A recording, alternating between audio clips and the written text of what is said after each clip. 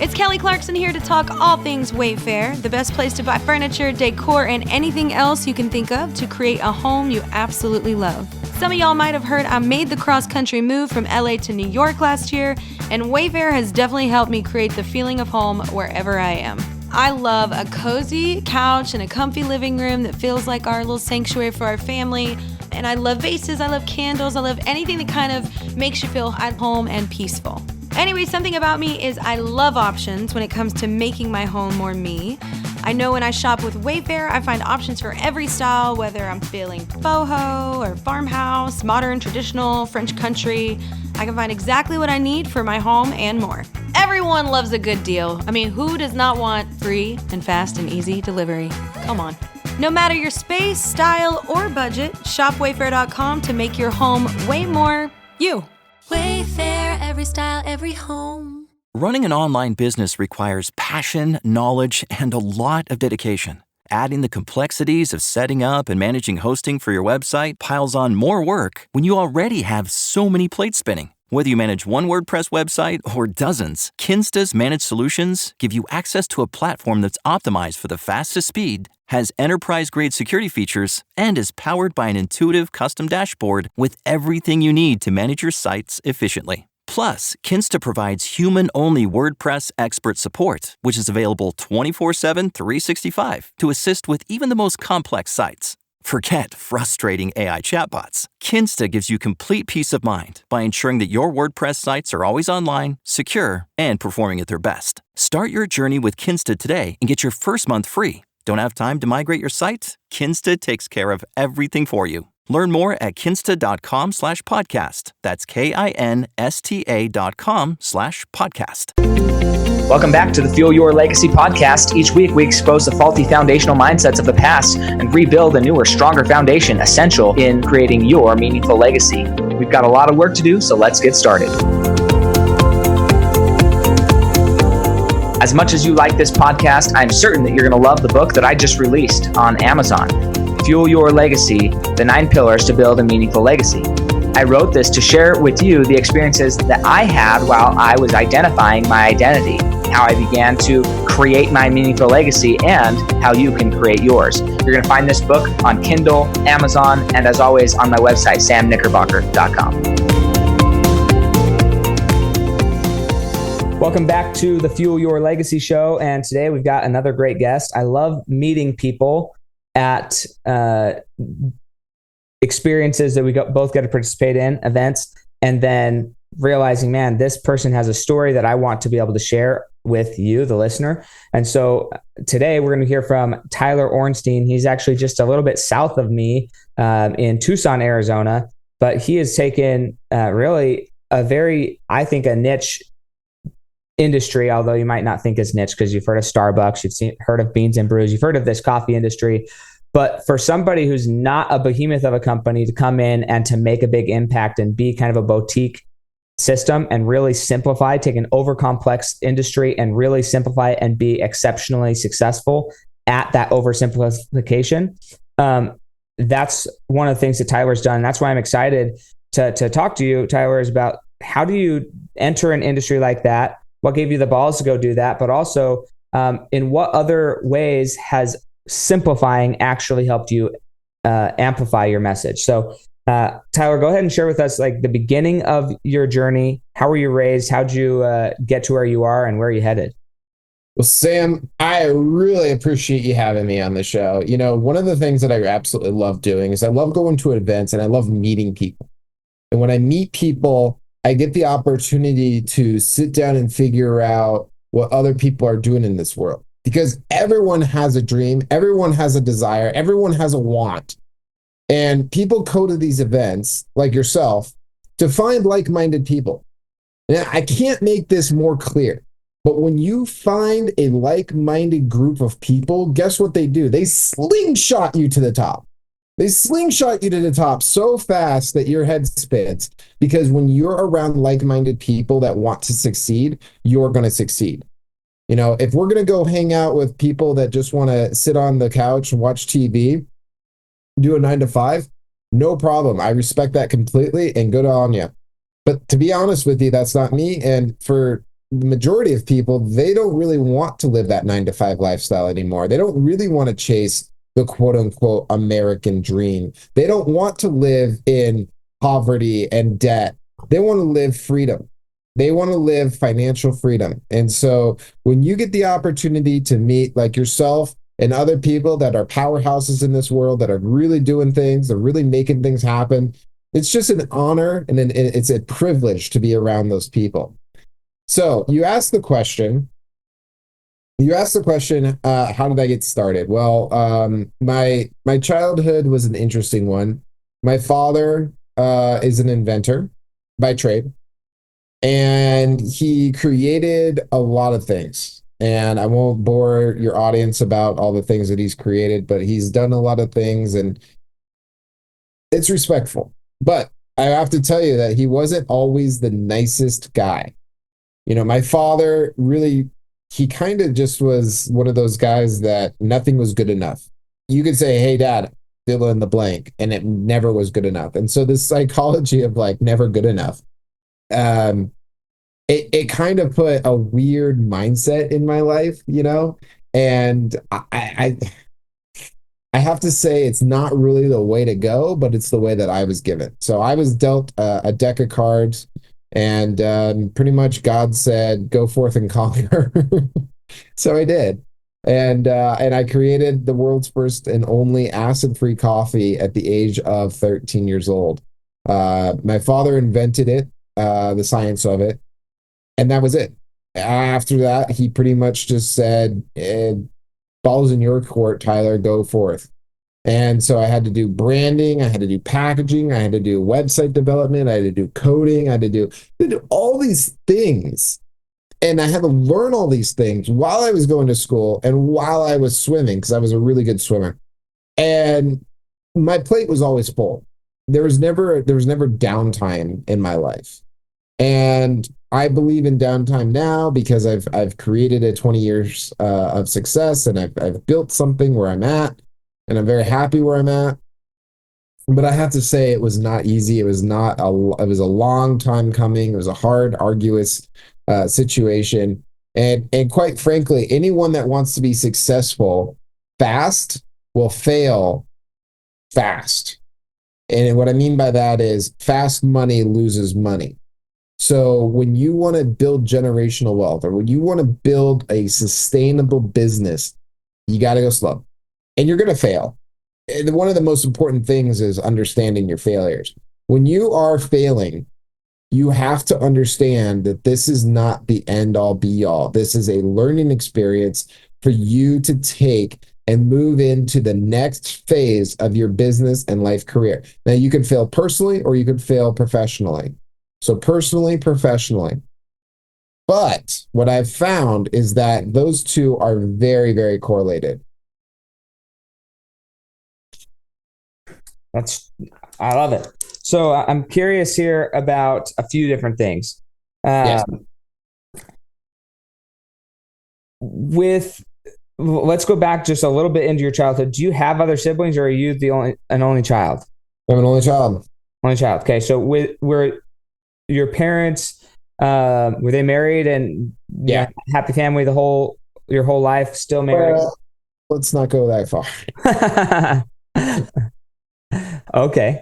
It was a hard upbringing, but you know, my father and I, we were really, really, really we didn't really see eye to eye on a lot of things. One thing we did see eye to eye on is coffee. We both enjoyed coffee. We both would have coffee, and we would kind of like argue and yell at each other. And then, you know, in the mornings, he would make me coffee, and then we'd sit around the table and kind of talk and kind of calm the waters, and then repeat the cycle. But that small amount of, you know, sitting around the table and having a cup of Joe, it was a calming effect.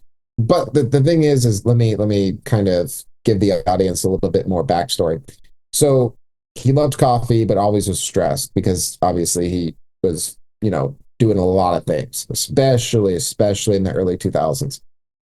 He owned a roofing company with 60 people, and just always stressed. just constantly stressed. He invented the roofing system that he sold in Tucson, Arizona, which was kind of cool. But I mean, he made good money, but he acted like he never had money. My mom was kind of just that like buffer zone. So anyway, I'm kind of getting into the weeds here, but when I created this coffee, it was because he couldn't drink coffee anymore because he had coffee and it was feeling chest pain, and he thought he was having some heart issues. And so he immediately went to the hospital, and then they said, hey, your heart's fine, good news, but you also have peptic ulcers is what we're finding out. Then endoscope and all that stuff. And he said, well, why can I not drink coffee? And they're like, well, it's acidic. And he's like, well, how does it become acidic? And they're like, we're just told it's acidic. And so he did a lot of pH testing, and he figured out that the coffee's acidity is due to the fact of the tannin and lipid acids. So tannins are found in wine. They're found in all plant matter. It's just if you bloom the tannins, that's when it becomes an aggressive inflammatory into the GI tract. So we figured out a way to not bloom the tannic and lipid acids. And when you say bloom, what do you mean by bloom? Well, okay, so if you want to get into it, there's a cellular membrane, and when that cellular membrane has an opening and it pops, it's kind of like popcorn. When it pops, it releases the acidity, and the acidity sits on top of the beans. And then so when they're ground and the acidity sits on the bean, right? And so when they're ground and then brewed, the acidity goes into the cup, goes into your body. The body says, oh, wait a minute, we want to be a neutral pH. What is this? And then it adds more acid, and then the esophageal causes the heartburn. Yeah, I think that before we move on past this, because I want you to keep explaining the story of your dad, I think that this is a really fascinating thing that we either are unaware of as a society, or we don't actually know how to apply to our lives. But just about everything in life has a natural way of saying, I don't want to be eaten. I don't want to be harmed. I want to be protected, right? Humans, when we get injured, we either bruise or we bleed or something, there's some bright, noticeable thing that happens. It's like, hey, stop hurting, or something like that. There's lots of, this happens with seeds, it happens with nuts, it happens with a lot of things. The skins actually contain, like, we'll say poison. Apple seeds have arsenic in them. Like, there's a lot of things. It's like saying, hey, don't eat this thing. Nature has a way of protecting itself. There's certain parts of it that are okay to eat, and then there's certain parts that you're not supposed to eat, or at least you should harvest separately. When I was in biology classes, this was one of the most fascinating things. Is like, there's a movie called Sausage Party, and it has all the food being alive, and it kind of is weird because it humanizes the food. But really, like, when you're looking at food underneath a microscope, everything's moving. Like, this is a very alive thing, organism, whatever you want to call it. Yeah. And when you're cutting into, like, if you ever wonder why blades of grass brown on the top, or tomatoes sometimes will go bad too soon, or apples will turn brown, or onions have, like, if you're cutting stuff with a dull knife, rather than slicing through and allowing the things to separate themselves, then you're smushing things. Right. And with that causes a lot of browning. And that's why you'd put apples in lemon juice to kill all of the chemical that was released by those smushed membranes, where if you had cut it with a sharp knife, you wouldn't have as much of that. Right. So how does this apply to our lives? Well, the more exacting, the more clear we can be on our objective, the less collateral damage. Are you going to fail? You kind of started out this podcast talking about, like, look, you're going to fail, and you need to fail, and that's part of the process. True, but do you have to be a bull in a china shop type of failing, or could you be more exacting? Could you be more intentional? And that's where, if we go back to one of the first things you said about going to these events, when you actually are able to connect with somebody who can sharpen your edge, help you be more exacting with your process, there's still going to be failure. Don't think that hooking up with Mark Cuban or somebody who's a billionaire and has lots of different companies, Kevin Harrington, Mr. Wonderful, whatever it is, they still have failures. Every venture capitalist still has failures. They plan on failure. They know, hey, I'm going to fail on probably 99 of these things, but one of them is going to make me a billionaire. And so don't think that failure is not part of it. Even with the most successful people, everybody's picked losers. But you do have a less of a chance to pick losers if you know what to look for, if you know how to get through that process as smoothly as possible. It's never going to be perfect, but as smoothly as possible. So anyways, I think this concept of the coffee bean has a much broader implication across everything we've talked to up to the point in this podcast. And if we can learn to apply nature to our lives or learn from nature, we're going to be much more successful in life just in general. Because at the end of the day, although we think we're better than nature as humans, we are just a part of nature. Like more than anything, we're just a part of nature, which is what your dad was finding out. Nature was ultimately saying, no, you don't get to keep drinking this. Well, and so that's the thing is like, are we going to push nature out, or are we going to work with nature to bring good in? So there's two options here, right? So we want to be binary. And this is what I tell people, this is what I coach on, this is what I speak on, is if you can start building out a binary system in your life and in your business, you'll be a lot more successful. Yes, no, up, down, up, left, right, black, white. And the reason why I say that is because that takes away a lot of gray area, which a lot of people fail in the gray. They don't fail in the black. They don't fail in the white. They fail in the black. And so they walk away from the black. So you're either in the red or you're in the black, right? So if you're in the red, you're losing. If you're in the black, you're winning.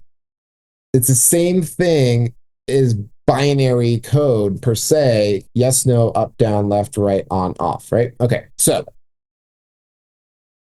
what we could do is we could take a conversation like this. Coffee, okay? Coffee, good or bad? Technically, it's bad, right? It's not good for you because of the acidity, because you don't want to have an acidic body, because if you have an acidic body, it has an 80% chance of harboring cancer cells. That's not me saying it. Go to your facts. Go look at your Google facts.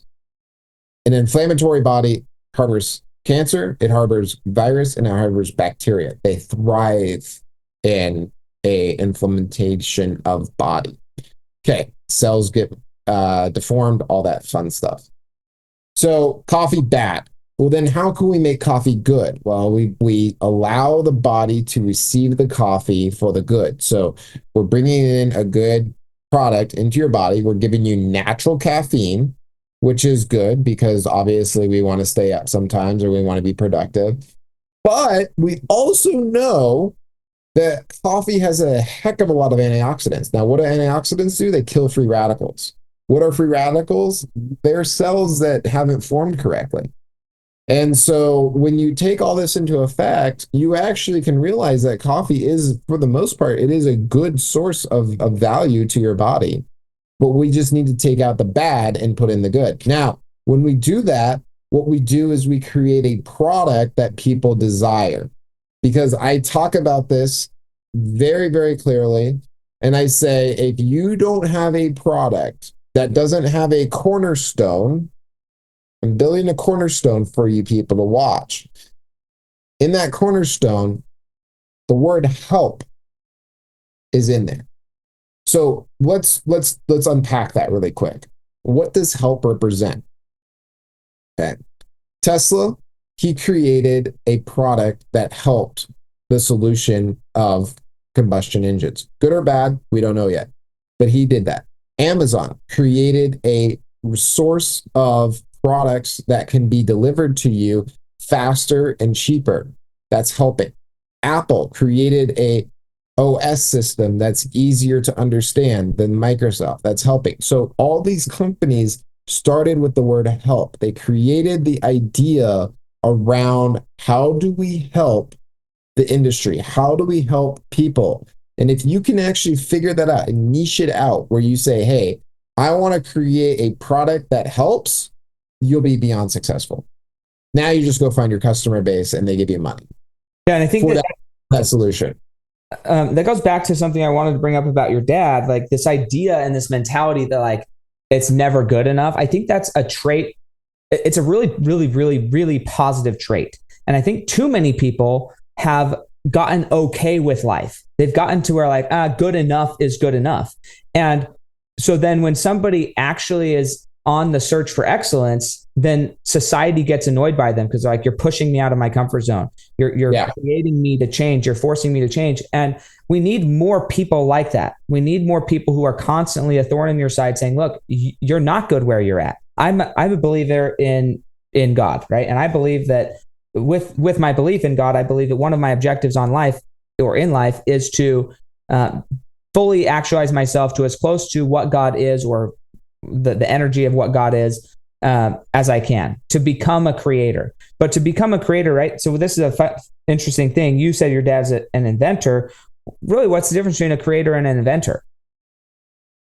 It's about the same. It's just a different construct of definition. And what's a discoverer, right? Is anybody really inventing anything? Is anybody really creating anything? Or are we really just discovering what's already been? And I don't know, right? Maybe well, that's an interesting conversation to have. I don't know. I don't know what the answer is. I'm curious what your thoughts are on that question. So are we creating and developing what already has been, meaning past is now the future and future is now the past? That's some psychological stuff that I love talking about, but I will say that okay, here's my belief. Well, let's use this example. You said earlier that your dad or you or whoever invented acid-free coffee. But did you invent acid-free coffee, or did you discover a way to get the coffee without having acid on the beans? Because that's like, you didn't invent the fact that you could get the bean without acid on it. You just discovered how to do that, and then you marketed and you made that product available to more people. So did you really invent acid-free coffee, or did you just discover what was already there and then put it in a consumable form? I think it's the latter. I think we created a better solution to a problem that already existed. Yeah. Anyways, didn't mean to cut you off, but yeah, go explain. No, you didn't cut me off at all. But what I'm trying to think about is, if that's the case, then we're pretty much just living in the past of the future, which is quite interesting to even comprehend. Well, and I think that it, again, if we're going into like quantum physics, or we're going into the idea of even biblical context, all things were created spiritually before they were created physically.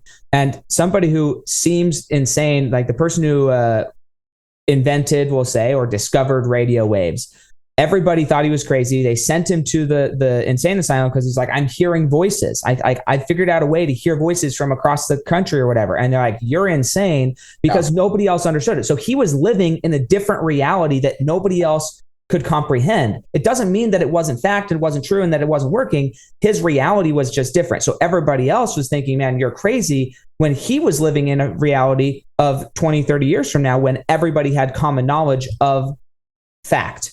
It's actually funny that you bring that up, because now in 2024, people know a lot about Nikola Tesla, and they know Nikola Tesla's technologies. And pretty much it's been debunked that Edison did not invent the light bulb. He pretty much copied Nikola Tesla's technologies and just made it his own, and figured out a way to create a grid system so that he could tax it.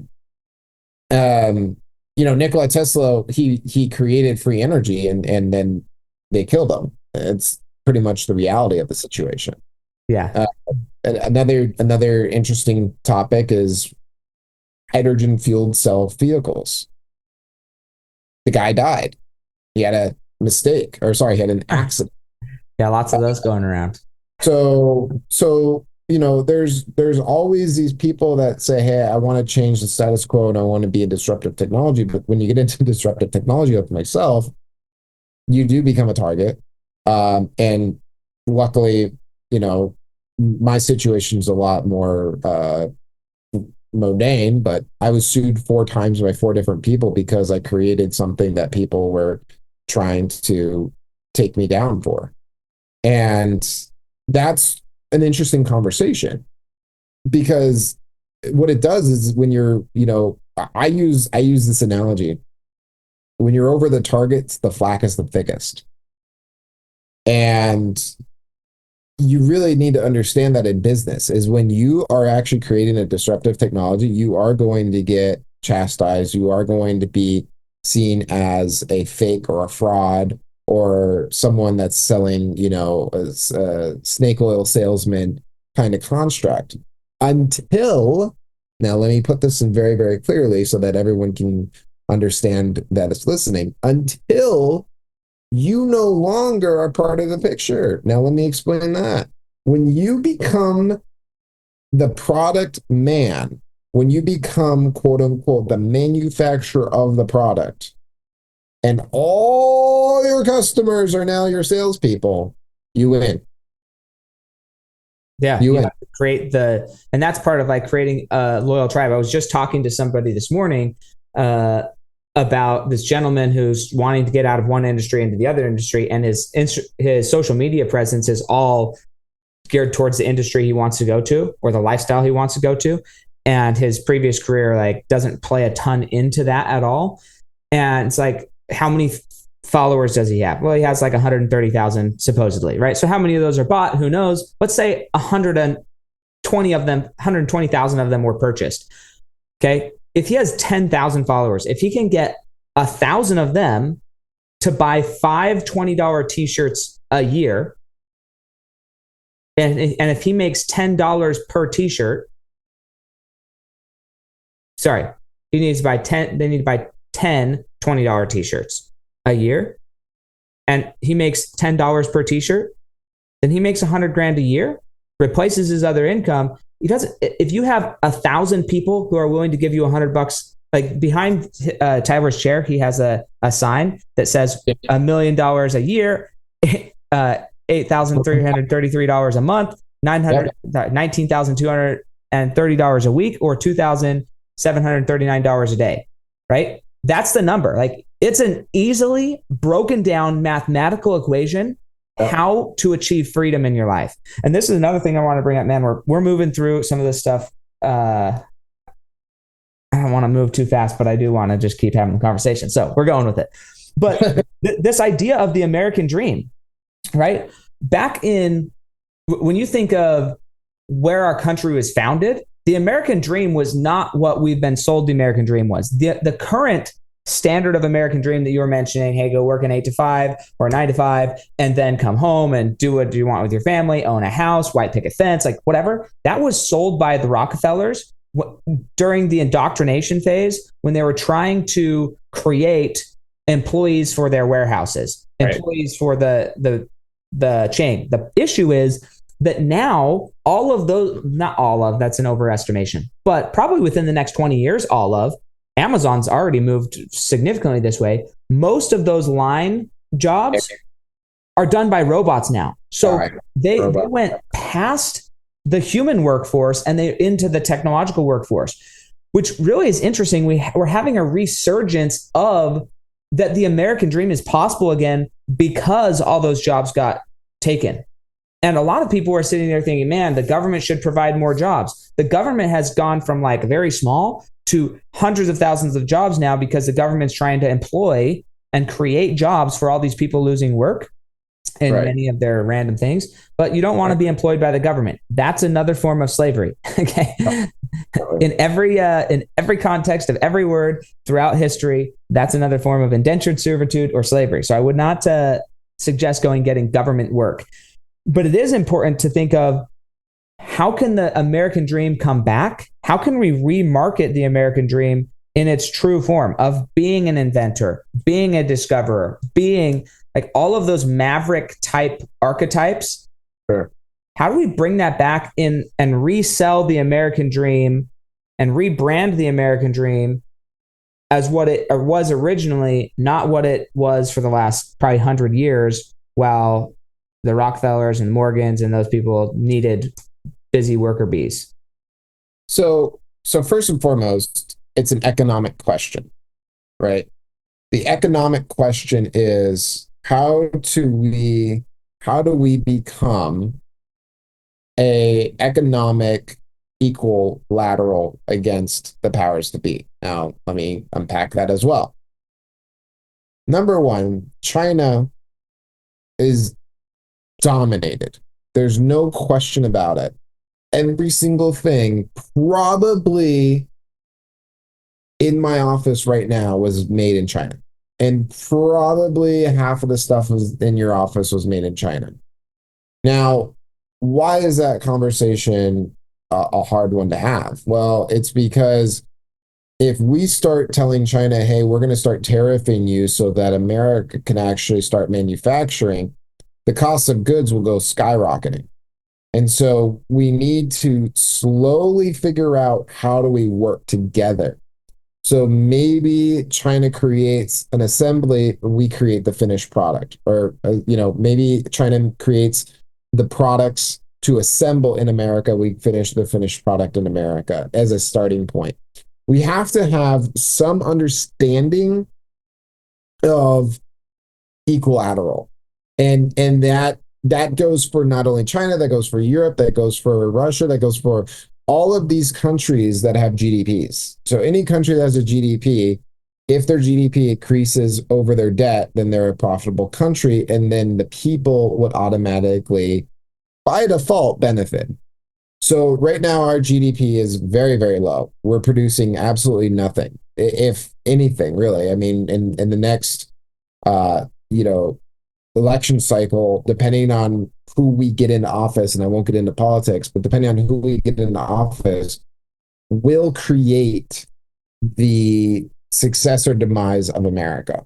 I full-heartedly believe that. And the reason why is because if we don't increase our GDP, like you said, we're not going to have jobs. So now we have all these people unemployed, don't have jobs. What happens?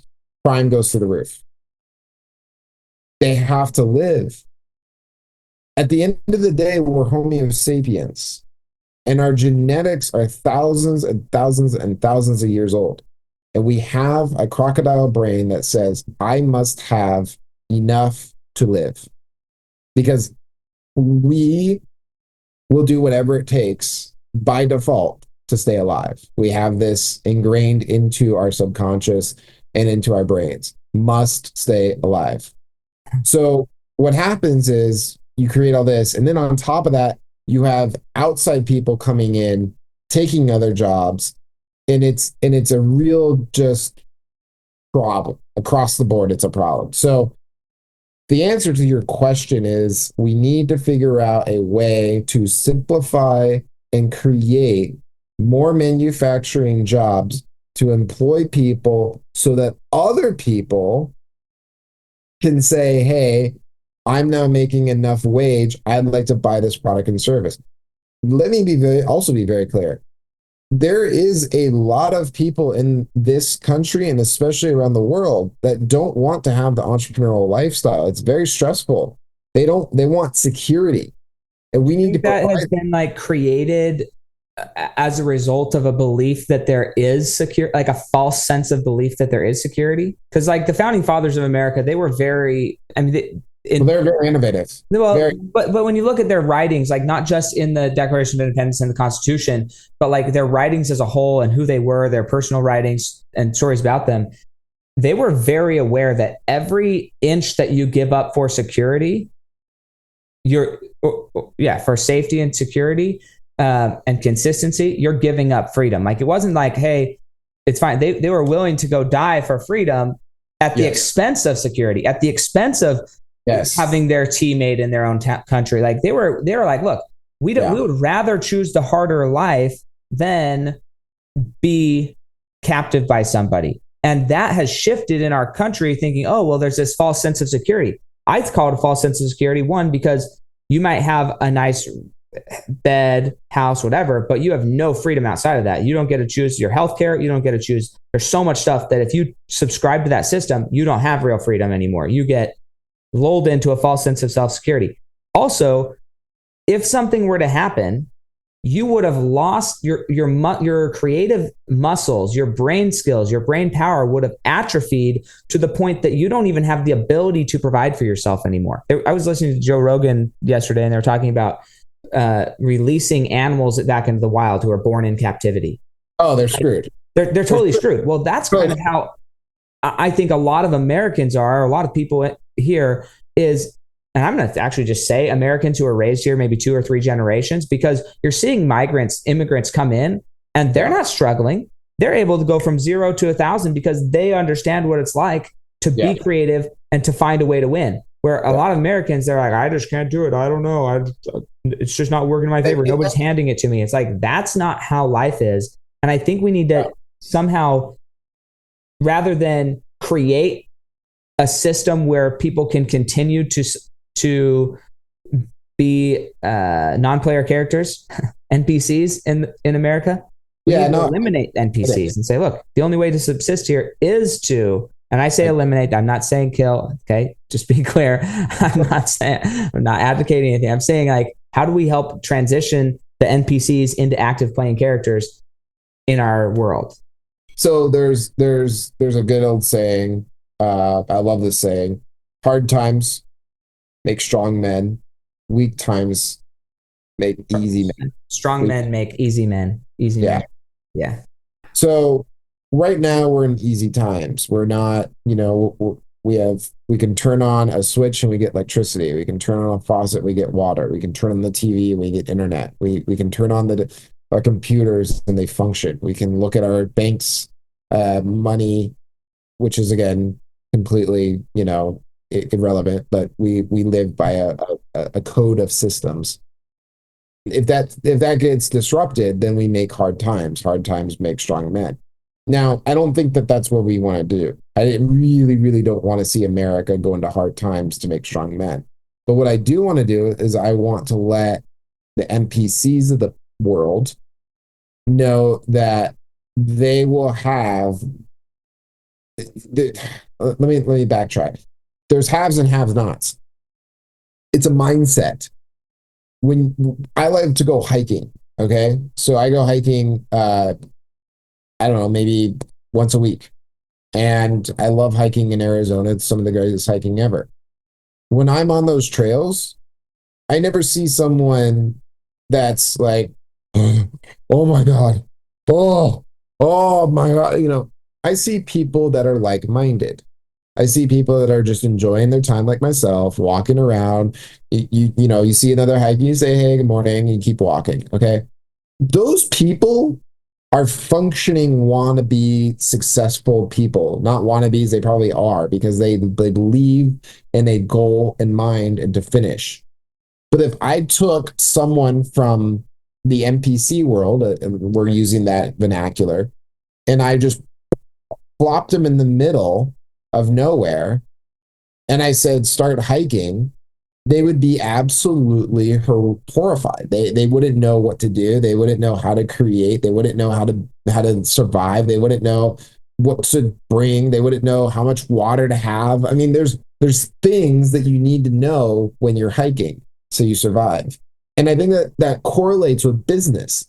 If you bring someone into a business setting, a C-suite setting, and they don't know anything, they will absolutely fail, and they'll fail so hard they'll curl up into a ball and they say, I can't do it, and that'll be the end of it.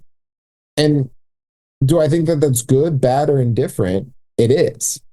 So when you have someone that is genuinely motivated, genuinely wanted to create, genuinely wanted to grow, you can't stop them.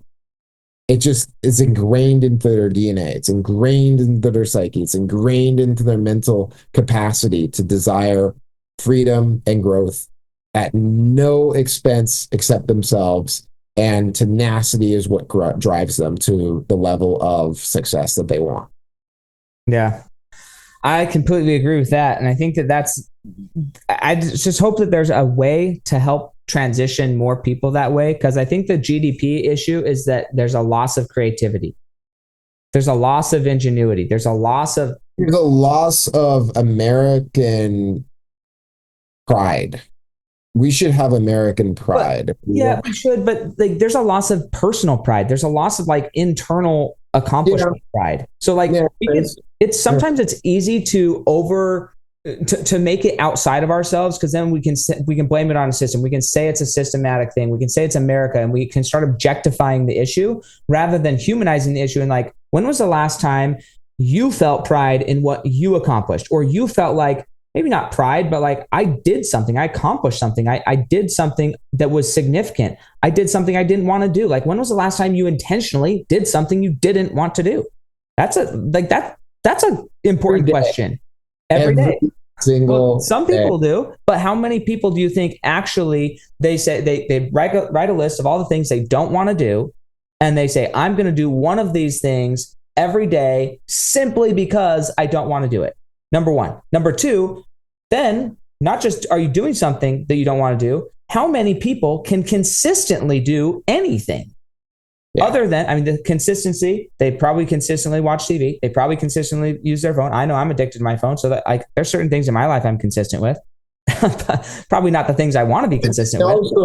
And this is another, good segue is people's time. To capture people's time is very valuable, right? And so even at this stage, so let's talk about 5 years ago. 5 years ago, streaming was good. It wasn't where we're at now. There's just so much content being made, and there's just so much good content being made that you'll start watching a show, and then there's another show show up, and then you start watching that show. So you're like, you become like this like content absorber of like 6 different shows, and then you lose the whole entire, like, I remember back in the early 2000s, you would turn on a show and it would come on once a week, and everyone would sit around the couch and watch the show, and what's it going to be like next week? Now it's just like, boom, here's 10 episodes, enjoy. And you're like, holy cow. And there's 10 episodes of 10 different shows. Yes. That are all things that you like, that are different genres. Yes. Yeah. So I think that's one of the quote unquote factors is we're getting so absorbed in our devices that we're not working on our businesses. One of the greatest speakers of all time, my personal opinion, I'll say that because obviously I can't say that, specifically, is Andy Elliott. Andy Elliott, and we saw Andy Elliott at the event. Andy Elliott's going, get out there, do this. You need to be doing this. If you're not doing this every single day, then you're losing because another person's doing this. So you either want to watch TV or you want to be successful. It's your choice, and you make that decision. You have 2 options. You can be either a loser or you can be a success. And really it binaried it out to the point where, are you going to be posting every day? Are you going to be posting 3 times a day? Are you going to be talking to people? Are you going to be getting on podcasts? Are you going to be trying to sell your products or services? If that's the case, then you'll be successful. If it's not the case, then our society has given so much placebo and so much dopamine mindset to the point where I could say, outside of my bills, I could say, hey, I'm going to just sit on my phone all day and scroll through TikTok or Instagram or Facebook or fill in the blank, and I'm just going to zombie out, and I'm going to laugh, and then I'm going to go eat, and then I'm going to get back on, and I'm going to do this. And that's your prerogative, that's your option, that's your drive. While the people that are on the Instagrams, they're putting their face out there like we are, and people that are listening to this realize that they're behind the ball because they're not already doing it. Like, why are you not already doing it? This is when I do my coaching, mind you, I love coaching people. It's one of my favorite things to do. My first session's always free because I love to get to know them. And I say, why have you not done it yet? Oh, well, blah, blah, blah, blah, blah, blah, blah, blah, blah, blah. No, it's because you choose it. You choose not to do it. It's that simple. Your choices are yours. You have freedom to make your decisions. By the grace of God, you are your own person. So what you decide to do with your time, everyone has 24 hours. That's the cool thing about time. Everyone has the exact same time. What you choose to do with your time is your prerogative. And if you choose to be a lazy son of a bitch and watch fucking TV and watch all the things that you want to watch and not get productive and not start building a pop-up shop, not start building a business, not start building a service, cool, more money for us. Take care. More money for the people who are there. Because that's another thing. Like there's more money now on the planet than there's ever been. So it's not like there's a shortage of money, yet people feel like, oh, inflation's killing us because there's more, everything costs more. Yeah, but there's also that much more money. So if you didn't get your share or you squandered your share when you were given it, again, it's not their fault. Yeah, it's not anybody else's fault but yourself. So we are out of time, but this has been awesome. I really appreciate that. Where would somebody go if they did want to be mentored by you, coached by you, or just want to learn more about your business? Maybe they love coffee, they want to test out the acid-free coffee, and they want the benefits of that. Where would they go to engage with you? Okay, so 2 websites. Super simple, TylerOrnstein.com, just how it's spelled, Tyler, ORNSTEIN.com. And then TylersCoffee.com. You can Amazon, eBay, Walmart, Target, Natural Grocers, Sprouts, TylersCoffees.com. I mean, you just Google acid free and we're it. But I do have to say, if you don't go out there and really, really want it, I mean, really want it to the point where you go, am I willing to give up everything I've ever thought about for my dream to succeed? Don't try. Don't try. I love it. I love it. That's so funny. I think you should still try personally. I think you should absolutely do it. Don't try, do it. And if you do it, you're going to do it more and you're going to get better at it and you're going to understand it. I agree with that. There's a lot of people though that they hear that and are like, well, I don't know if I'm interested. And so they never get they might have a spark, but they think, well, my spark's not a bonfire yet. So I'm not like bonfire committed. I'm spark committed. And so I'm just not going to try because I just got told not to even do anything with my spark. But if they would take that spark and they would go and apply some like leaves or sticks or something, it could turn into a bonfire if they were willing to try. So I think sometimes just try. You might try 1,000 different things and be like, I didn't like that, didn't like that, didn't like that, didn't like that. But because you are willing to try a lot of stuff, you might find the one thing that you actually get passionate about, that the fire actually gets lit. So I would say differently. I would say, look, go try everything. Go find the one thing that you want to do. Because I think if you try enough things, you'll get passionate enough about it. Yeah, just be passionate about, I mean, like I love coffee. Like I straight up love the taste, the smell, everything about coffee. I've had so many people be like, wow, you've made a 7-figure coffee business. You're crushing, have you ever taken any investment? No, I've self-funded my whole entire life. Like, to be honest with you, that first dollar I ever made somewhere is still in my bank account circulating. You know what I mean? And so I, at one point, might take on an investor. I'm still on the fence about it. And if I do take on an investor, it's going to be a big, big investor. But everyone's been like, are you looking to exit? Are you looking to exit? And I go, no, I'm pretty content with what I've created. And so if you're looking to build to exit, you're building, in my opinion, you're building to fail. And let me explain why. When you build to exit, you're building for the end to be done. I don't want to feel like the end is done. Now, do I always talk about put the end first? Yeah, absolutely. You start with the end in mind. Where do I want to be? Where's my goals? How do I want to create that goal? So my goal is X. And it doesn't matter what that goal is, it's X. Then you put a date next to that goal. And you have to be fair with yourself. If you want to freaking be an Olympian, you're not going to do it tomorrow. It's impossible. So don't make yourself feel bad about yourself. But if you want to be an Olympian, you want to work for the Olympian, and you want to become an Olympian in whatever situation you want, swimming, running, pole vaulting, whatever it is, you work towards that goal of being an Olympian. So work towards your goal of whatever you want to do, but don't try to work towards the goal of the sellout, because if you're already selling out, you've already checked out.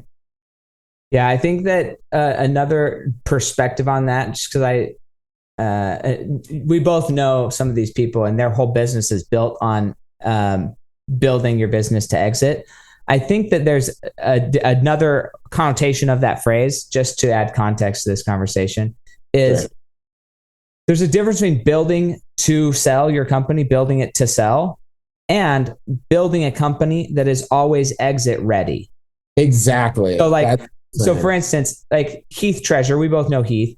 He built his company, his first company, he didn't build in a way that was exit ready. And so when somebody wanted to come buy it, it wasn't viable. There was nothing there. His second company, he built as if he was going to own it forever, but it was built in a way that when the right person came knocking, he was ready to sell it, and he didn't have to sell it, but he's like, I guess that offer is good enough, right? I get these text messages all the time. I love my house. I'm living in my house. I plan on living here for a while. But I get these text messages, hey, do you want to sell your house? And I always, I know the value of my house. So I always send back a text message that says, for about $200,000 more than what the market would say it's worth. My house is worth about $600,000. So if they text me and I say, yeah, $800,000, I'll walk away tomorrow. Like come over, sign the paperwork, I'll move. I have no reason to move, but if you're going to pay me like way above asking, sure. I have no commitment to living here other than it's my house right now, but I'm not eager to move. But if you came at me with the right price, I'm not opposed to moving. I have no obligation to move. I have no desire to move. But if you came at me with the right price, then I probably would move. No, I mean, if someone came to me and was like, hey, Tyler, we're going to give you like $15 million to walk away, where do I sign? 15? That's how you'd be okay with 15? Yeah, I'd be okay with 15. The nice thing as well is in America, they just passed the law of you're not allowed to have non-competes. So how you built this company that would be worth $15 million. So you also could go and say, okay, let's do it. The other thing is, Tyler, if you were really focused, and I shouldn't say really focused, if it was on the radar of like 15 million, I would sell. Like, let's say that number is real, which we just pulled that out of our butts right now. So let's just say that number is real. Do you know the math to get your company to be worth 15 million? And what companies would you need to acquire? And how quickly could you actually use your resources? You could probably get your company to be worth 15 million in the next year and a half. What I would say is if you have $15 million liquid, you would be doing yourself a disservice, because I was actually, quote unquote, dumb and smart at the same time. At the age of 13, I named my brand my name. So you need to have a spokesperson to fly around and do PR and media and to grow the business. So why don't you give me 5 million? We'll put 10 million into inventory and sales. I'll take a minority position and I'll grow the company to $100 million. And then my value would be what, 25, 35, $40 million. Yeah. I mean, you could do it. I think you could do it by buying up other businesses that are in your same wheelhouse or things that you're already using that you're paying for somebody else to do right now.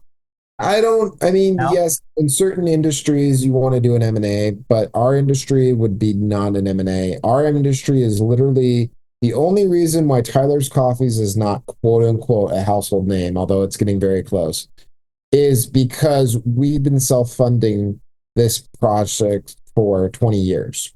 And so when you self-fund, it takes a long time. Have I done well for myself? Of course. Am I living in a cushy lifestyle? Yeah, I could say I am now. Almost lost everything with a business manager that tried to take everything from me, embezzled $250,000 from me. It's horrible stuff, right? But learned a lot, learned a hell of a lot. Long story short, okay, if I wanted to sell out, I probably would not sell completely out, just because I already know the industry and they don't. I already know the business and they don't. And I already know how to grow this company faster and quicker than anyone else, just by default, because I've done it for 20 years. So I would say the first thing I would put my money towards is marketing. I would do a huge marketing campaign, and then national, obviously. And then after that national marketing campaign, I already have infrastructure that I can roll out to. So I can roll out all Sprouts. I can roll out all Walmart. I could roll out all Whole Foods. We would get Whole Foods. I could roll out to all these. So now we've got 5, 6, 8,000 stores, and we have marketing. Now we're going to take all that cash flow. We're going to open up our own coffee shop. That coffee shop then can be franchised. That franchise now has franchise income. We're now rolling that franchise income into a bigger marketing campaign, so on and so forth. Yeah. I think it's a great plan. Let's do it. Let's do it. I'll see you in 100 million in 5 years. I love it.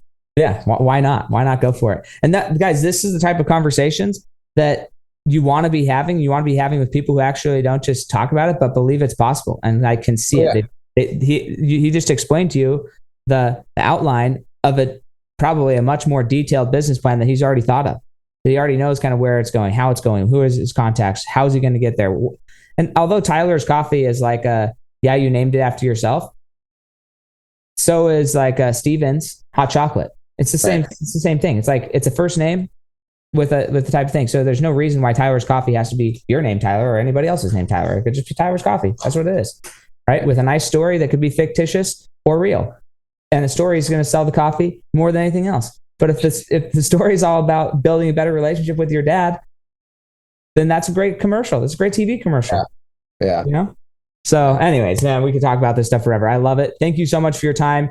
Remember, if you want to be mentored or want to have those types of conversations, you feel like you're a go-getter, you feel like you're ready to move, then tylerornstein.com. And if you just want more information about his coffee, want to try some of his coffee, then go to tylerscoffee.com. Correct? We're good? Yes, sir. Awesome. Hey, thank you guys so much, and we'll catch you guys next time on the Fuel Your Legacy Show. Thanks for joining us. If what you heard today resonates with you, please like, comment, and share on social media. Tag me. And if you do give me a shout out, I'll give you a shout out on the next episode. Thanks to all of those who've left a review. It helps spread the message of what it takes to build a legacy that lasts. And we'll catch you next time on Fuel Your Legacy.